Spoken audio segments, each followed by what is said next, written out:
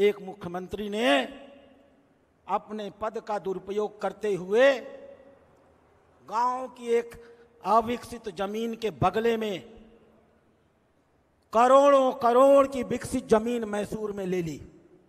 मैसूर के सांसद जी हम लोगों के बीच में बैठे हैं। अब आप लोकतांत्रिक व्यवस्था में काम करते हैं सांसद जी, आपका काम है विकसित जमीन के बगले में सड़कों पर चलने वाले आंदोलन करोड़ों करोड़ उद्घाटन करने के लिए इससे बड़ा कोई मौका नहीं हो सकता है। मामला मैसूर का है, इसलिए माननीय प्रदेश अध्यक्ष से मैं आग्रह करूंगा, माननीय सांसद जी के नेतृत्व में एक मजबूत संघर्ष समिति बनाई जाए। इस प्रदेश के हर जिले में, इस प्रदेश के हर मंडल में, हर तालुका और हर पंचायत में हम कर्नाटक के इस मुख्यमंत्री के 4000 करोड़ रुपए के भ्रष्टाचार के विरुद्ध संघर्ष करेंगे, बिगुल बजाएंगे और इनको इस्तीफा देने के लिए मजबूर करेंगे। जब तक यह इस्तीफा न दे तब तक हमारा आंदोलन नहीं रुकेगा। आज जब अपना प्रस्ताव आप पारित करें, मुझे नहीं मालूम है, मुझे पूरे दिन रुकना था, लेकिन दिल्ली में चूंकि आज एक इमरजेंसी बैठक 7 बजे बुला ली गई, मुझे जाना पड़ रहा है। कल लौटकर सुबह मैं फिर आऊँगा। जिन लोकसभा की बैठकें लेनी है हम लोग लेंगे। मेरा आपसे आग्रह है कि आप एक प्रस्ताव पारित करिए और बहुत साफ निकल करके यहाँ से संदेश जाए कि इस भ्रष्ट मुख्यमंत्री को एक क्षण भी भ्रष्टाचार के नाते और बुरी तरह चुनाव हारने के नाते अब मुख्यमंत्री की कुर्सी पर बने रहने का किंचित अधिकार नहीं है। जब तक भारतीय जनता पार्टी के कार्यकर्ता इस मुख्यमंत्री को इसके पद से हटा नहीं लेंगे तब तक चैन से नहीं बैठेंगे।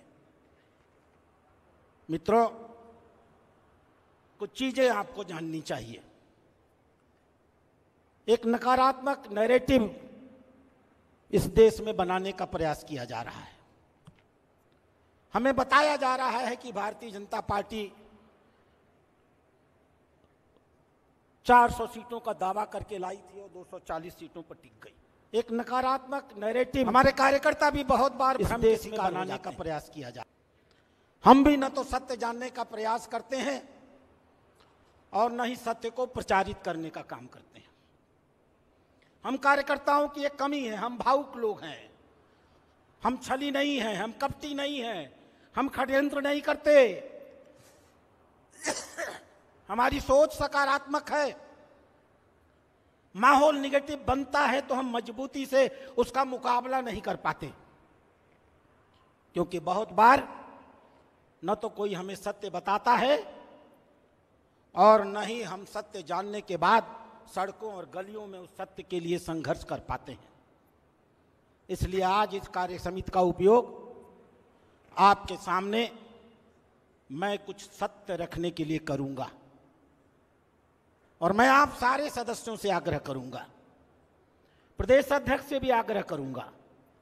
हमने जो ऐतिहासिक विजय लोकसभा में पाई है उसका पूरा का पूरा एक साहित्य बना करके हमारे एक एक कार्यकर्ता के बीच में हम पहुंचाएं, उसे मानसिक और बौद्धिक रूप से तैयार करें, यह हमारा दायित्व है। सत्य नंबर 1,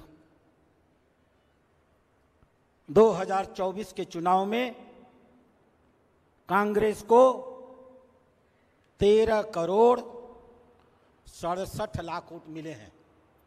13 करोड़ 67 लाख वोट्स।